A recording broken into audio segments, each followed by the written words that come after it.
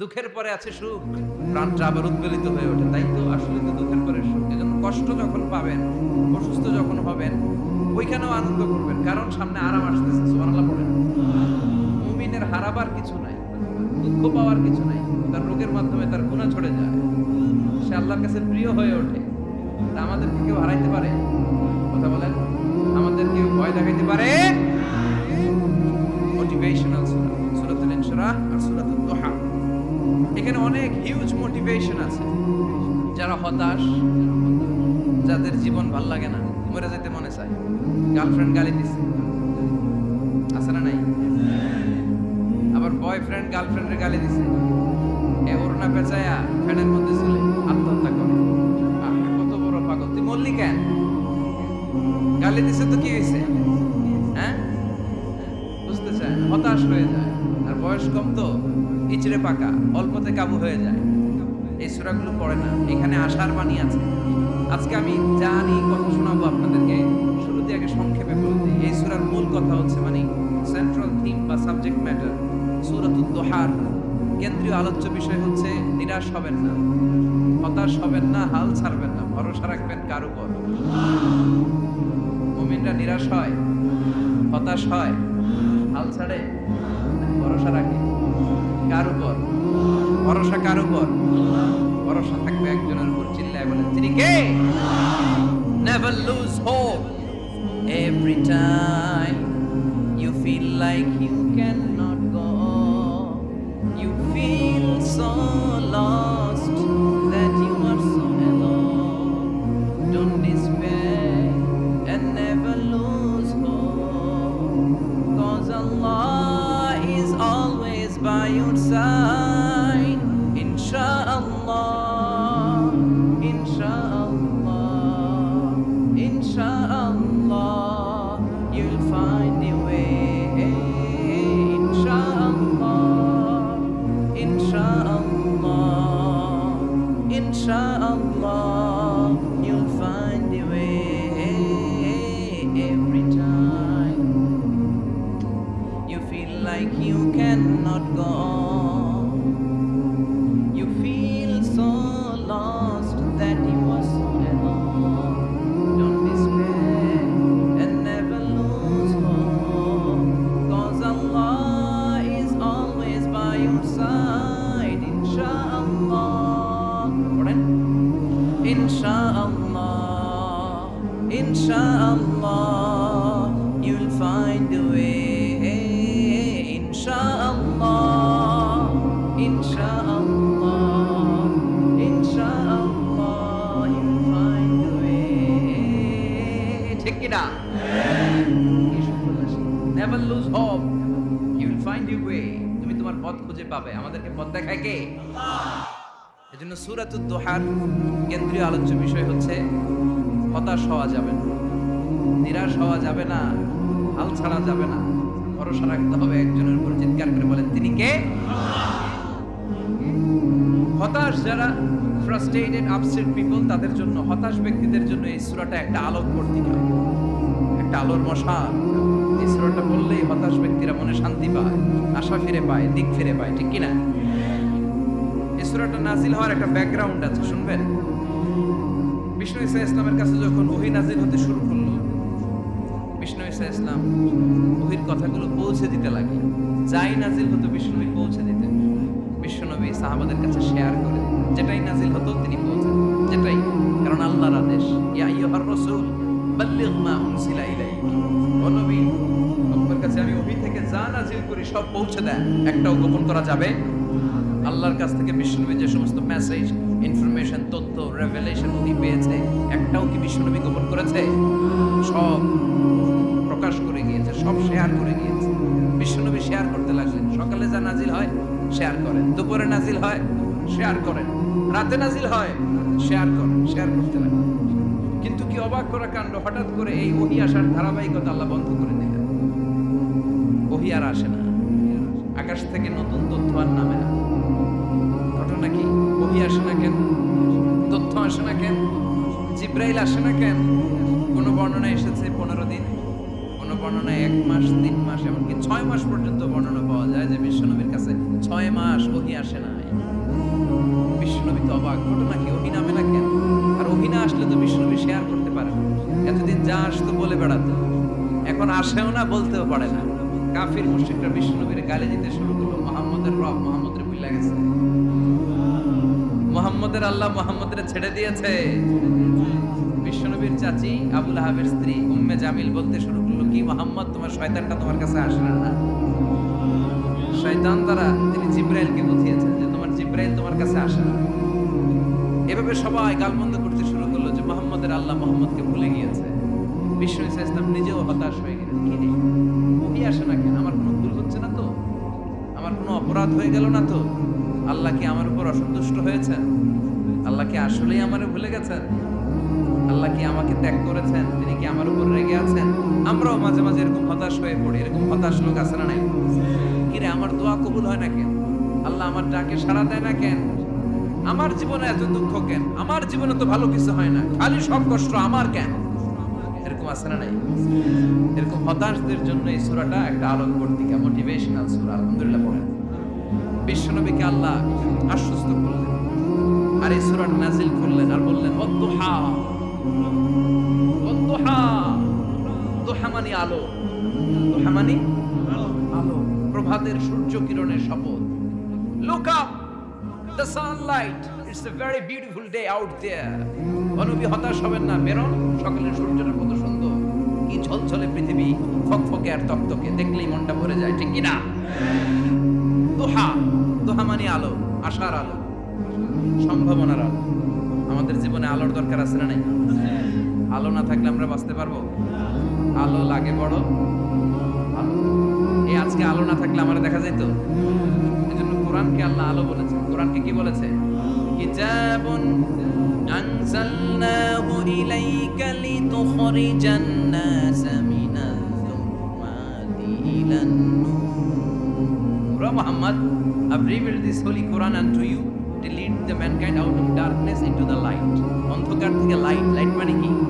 আলো, আলোর দিকে নেয়ার জন্য এই কোরআন পাঠিয়েছে। আবার বিশ্বনবীকেও আল্লাহ নূর, নূরের সাথে তুলনা করেছে। আবার বিশ্বনবী আল্লাহর কাছে নূর চাইতেন, বলতেন, আল্লাহ আমার ডানে আলো দাও, আমার বায়ে আলো দাও, আমার সামনে আলো দাও, পিছনে আলো দাও, উপরে আলো দাও, নিচে আলো দাও, আমার দেহে আলো দাও, আমার মাংসপেশির ভিতরে আলো দাও, আমার হাড্ডির ভিতরে আলো দাও, আমার জন্য তুমি আলো দাও। পড়েন আমিন। এজন্য আলো ছাড়া বেঁচে থাকা অসম্ভব। আল্লাহ তাআলা আলোর নামে সূরা দিলেন, সূরাতুদ দুহা, প্রভাতের আলো, প্রভাতের সূর্য কিরণের শপথ, আলোর শপথ। সুবহানাল্লাহ পড়েন। এরপর আল্লাহ বললেন, ওয়াল লাইলি ইযা সাজা, আলোর শপথ, সকালবেলার সূর্য কিরণের শপথ। দ্বিতীয় আয়াতে আল্লাহ বললেন, রাত্রিবেলার শপথ, যখন রাত্রিটা নিঝুম হয়, নিস্তব্ধ, নিঝুম আর নিস্তব্ধ রাতের শপথ। তাহলে আল্লাহ আলোর কসম কাটলেন, তারপরে অন্ধকারের কসম কাটলেন, ঠিক কিনা? আলো দ্বারা মূলত আল্লাহ তাআলা ওহীর আগমনকে বুঝিয়েছে, আর অন্ধকার দ্বারা আল্লাহ তাআলা ওহীর অনুপস্থিতি বুঝিয়েছে। এটা দিয়ে আল্লাহ বুঝাতে চাইলেন, ও নবী, কাফির মুশরিকরা আপনারা গালি দেয়, ওরা বলে যে আমি আপনারে ভুলে গেছি, আমি আপনারে ত্যাগ করেছি, আমি আপনার প্রতি অসন্তুষ্ট। না না, আমি ইচ্ছা করে ওহী পাঠাই না, কারণ সব সময় আলো থাকলে ভালো লাগে না, কিছু সময় অন্ধকারের দরকার আছে না নাই? বুঝে শুনে উত্তর দিয়ে। 24 ঘন্টা আলো, 365 দিন খালি আলো, আলো, আরো আলো। যদি সূর্যের আলো সব সময় থাকে 365 দিন, ভাল লাগবে? রাতে ঘুমাবেন কেমন? আবার সব সময় ঘুটঘুটে অন্ধকার, আলো নাই, ভাল লাগে? ক্ষেত খামারে চাষ করা লাগবে না, বাজারে যাওয়া লাগবে না। তার মানে আলোরও দরকার আছে, অন্ধকারেরও দরকার আছে। এটা দিয়ে আল্লাহ বুঝাতে চাইলেন, নবী, ওহী নাজিল করার জন্য দরকার আছে, মাঝে মাঝে ওহী বন্ধ রাখা আপনার বিশ্রাম দেওয়ারও দরকার আছে। চিৎকার করে বলেন আল্লাহু আকবার। এজন্য আল্লাহ বললেন, ওয়াদ-দুহা ওয়াল লাইলি ইযা সাজা মা ওয়াদ্দা'আকা রাব্বুকা ওয়া মা ক্বালা ওয়ালাল আখিরাতু খায়রুন লাকা মিনাল উলা। সুবহানাল্লাহ পড়েন। ও নবী, প্রভাতের সূর্য কিরণের শপথ, নিঝুম নিস্তব্ধ রাত্রিবেলার শপথ, আলো আর অন্ধকারের শপথ করে আমি বললাম, আপনার প্রভু আপনারে ভুলে যায় নাই, আপনার উপর সন্তুষ্ট হয় নাই। আমি আল্লাহ ইচ্ছা করে ওহী বন্ধ রেখেছি, কারণ ওহীর একটা পাওয়ার আছে। বারবার ওহী রিসিভ করলে আপনার স্নায়ু এটা সহ্য করতে পারবে না, আপনার দেহ এটারে বরদাস্ত করতে পারবে না। নবী, আমি আপনার প্রতি এত রহম দিল, এত ভালোবাসি, বারবার ওহী নিতে নিতে আপনার যে কষ্ট হয়, এই কষ্টটা আমার আল্লাহর সহ্য হয় না। এজন্য আমি আল্লাহ ইচ্ছা করে কিছুদিন ওহী বন্ধ রাখছি। সুবহানাল্লাহ পড়েন। তার মানে এই নয় যে আমি আপনারে ভুলে গিয়েছি, আমি আপনারে ছেড়ে দিয়েছি। আরে নবী, আমি তো আমার নামের সাথে আপনার নামকে জুড়ে দিয়েছি। লা ইলাহা ইল্লাল্লাহ মুহাম্মাদুর, যেখানে আমার আল্লাহর নাম সেখানে বিশ্ব নবীর নাম আছে না নাই? আযান যখন দেই আল্লাহু আকবারের পরে বিশ্ব নবীর নাম আছে না নাই? একামতে আছে না নাই? আবার আল্লাহর জন্য যখন সালাত আদায় করি, শেষ বৈঠকে বিশ্ব নবীর উপর দরুদ আছে না নাই? রাফা'না লাকা যিকরাক, ও নবী, আপনার নামকে আমি অনেক উপরে তুলে ধরেছি। আমার নাম যেখানে, আপনার নাম ওইখানে। গোটা বিশ্বব্যাপী আপনার নাম ছড়ায় যাবে। ওরা আপনারে গালি দেয় কবি বলে, ওরা গালি দেয় গণক বলে, ওরা বলে আপনি আফতার, লেস কাটা। আসলে যারা আপনারে গালি দেয় ওরাই লেস কাটা। ওরা আপনারে বলে আপনি নির্বংশ, আপনার ছেলেগুলো বেঁচে নাই, মেয়ে বেঁচে আছে, আপনার নাম নেয়ার কেউ থাকবে না। ওই আবু জাহেল, উতবা, সাইবা, ওদের নাম নেয়ার কেউ থাকবে না। আপনি লেস কাটা নন, আপনি নির্বংশ নন। ইন্না শানিয়াকা, চিল্লায় বলেন ইন্না শানিয়াকা। যারা আপনারে গালি দেয়, যারা আপনারা নিয়ে কটু কথা বলে, ওরাই লেস কাটা, ওরাই নির্বংশ। ওদের বংশকে আমি আল্লাহই নির্বংশ করে ছাড়ি। চিল্লায় বলেন ঠিক কি না? ও নবী, মা ওয়াদ্দাআকা রাব্বুকা ওয়া মা ক্বালা, আপনার রব আপনারে পরিত্যাগ করে নাই, আপনারে ভুলে যায় নাই, আপনারে ছেড়ে দেয় নাই। আপনার রব ইচ্ছা করেই ওহী নাযিল বন্ধ করে রেখেছে। আমি ইচ্ছা করেই আপনারে প্রেসার দিতে চাই নাই গো নবী, কারণ ওহী রিসিভ করা অনেক কঠিন। এটা আস্তে আস্তে আপনি অভ্যস্ত হবেন। সুবহানাল্লাহ। ওহীর একটা পাওয়ার আছে না নাই? আমরা তো কি মজায় মজায় কোরআন পাইছি। এই যে কি সুন্দর কোরআন নিয়ে বসে পড়ি, তাফসীর করি, কি মজার কোরআন। এই কোরআনটা রিসিভ করতে যে বিশ্বনবীর কত কষ্ট হয়েছে। এই কোরআনকে আল্লাহ বলেছেন এটা কাওলান সাকিলা, very heavy and weighty word. এটা অনেক ওজনওয়ালা কথা। ইন্না সানুলকি আলাইকা কাওলান, এটার অনেক ওজন। এই কোরআনটা যদি পাহাড়ের উপরে নাজিল করা হতো, পাহাড়গুলো দুমড়ে মুচড়ে ভেঙে টুকরো টুকরো হয়ে খান খান হয়ে যেত। ঠিক কি না? এত কঠিন বানিয়ে এটা। ও নবী, আমি আলোর সাথে ওহীর মিল ঘটিয়েছি, আলো দিয়ে ওহীকে বুঝিয়েছি। সূর্যের যেমনি কিরণ আছে, তেজ আছে, এই ওহীরও একটা তেজ আছে। এই তেজ, এই কিরণ আপনি সবসময় সহ্য করতে পারবেন। এজন্য আমি ইচ্ছা করে কিছুদিন ওহী নাজিল করা বন্ধ করে রেখেছি। সুবহানাল্লাহ পড়েন। ইচ্ছে করে আমি নাজিল করি নাই। সব সময় নাজিল হলে আপনার ভালো লাগতো না।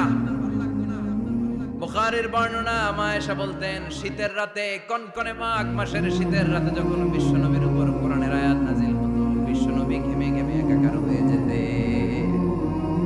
হাত্তা লা ইয়াতাফাসসাদু জাবিনুহু আরাকান, বিশ্বনবীর দাড়ি আর থুতনি বেয়ে ঝরঝর করে পানি পড়তো। আমরা কম্বল গায়ে দিয়ে থাকি আর বিশ্বনবী ঘামে। সুবহানাল্লাহ বলবেন না? কাওলান সাকিলা, অনেক ওজনওয়ালা কথা। আবার বিশ্বনবী যখন উটের উপরে বসে থাকা অবস্থায় কোরআনের আয়াত নাজিল হতো, উটের বুকটা মুহূর্তের মধ্যে বালুর মধ্যে, জমিনের মধ্যে লেগে যেত। ঘোড়ায় চড়া অবস্থায় বিশ্বনবীর কাছে যখন কোরআন নাজিল হতো, ঘোড়ার পা গুলো মরুভূমির বালুতে দেবে যেত। মাঝে মাঝে বিশ্বনবী সাহাবাদের রানের উপরে, পায়ের উপরে মাথা দিয়ে শুয়ে পড়তেন। ক্লান্ত যায়েদ বিন হারেসা, বিশ্বনবীর পালক পুত্র, তার পায়ের উপরে মাথা রেখে বিশ্বনবী একবার কথা বলতে বলতে ঘুমিয়ে পড়লেন। ঘন্টাখানিক ঘুমালেন।